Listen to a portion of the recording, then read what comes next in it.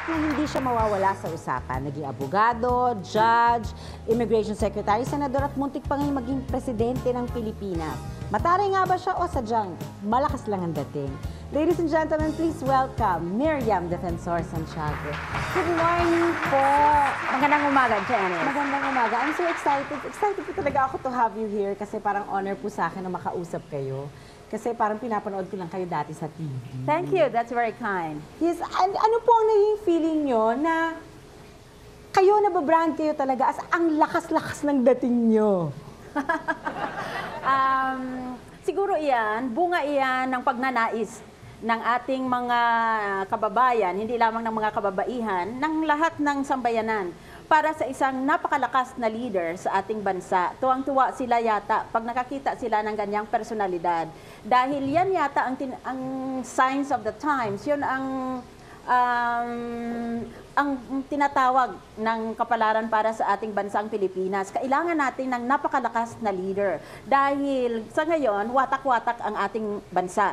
Kaya kinakailangan malakas ang personalidad ng tinitingala nating pinuno natin para makuha niyang maging cohesive ang ating bansa. Bata pa po ba kayo? Talagang ganyan na kayo? As in, malakas na talaga ang dating nyo? Yung meron na talaga kayong parang, you say what's on your mind, yung lahat, kung ano man pumasok sa utak nyo, talagang sinasabi nyo, kahit na magalit sila o mainis sila sa inyo. On the contrary, nang maliit akong bata, mahiyain ako, madalas akong naiiyak dahil palabasin lang ako sa sala ng tatay namin para makapanayam ko yung aming mga kamag-anak o mga bisita niya, mga importanteng tao.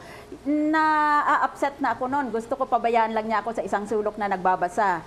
At madalas, nagtatago talaga ako. Umaakyat ako sa bubong ng bahay namin o umaakyat ako sa puno ng bayabas o sa puno ng niyog para makabasa dahil yun lang ang gusto kong gagawin. Talaga, anong age nyo na-realize na meron kayong ganyan, na meron kayong strength, na meron kayong intimidating character? Una kong nalaman na kaya ko pala na isulong ang kagustuhan ko nung nag-high school ako at merong mga, how do you say in Tagalog, merong mga barumbado doon na palagi nilang sadyang, how do they say, they would purposely disturb. Iniistorbo nila ang mga babaeng mga estudyante. So kayo ang parang naging fighter ng mga girls? Halimbawa, tatakbo sila sa gitna ng mga babae na estudyante na naglalakad sa daan at sadya nilang banggain ang mga how do you say, chest, the breasts of the girl. Okay. And Chancing. yes. Minsan ginawa nila yan sa aming magkaibigan. Hinawakan ko sa kwelyo yung isa at sinuntok ko. Tihaya siya. Kaya nakita ko na. Madali lang naman pala. Wow! Sinuntok nyo talaga? Ano, nagulat siguro sila?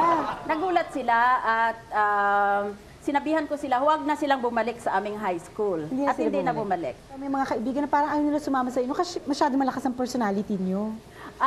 Malakas lang ang personalidad ko kung meron akong pinaglalaban. Pero sa pang-araw-araw na pakikisama sa tao, I try always to look at things from the point of view of the other person.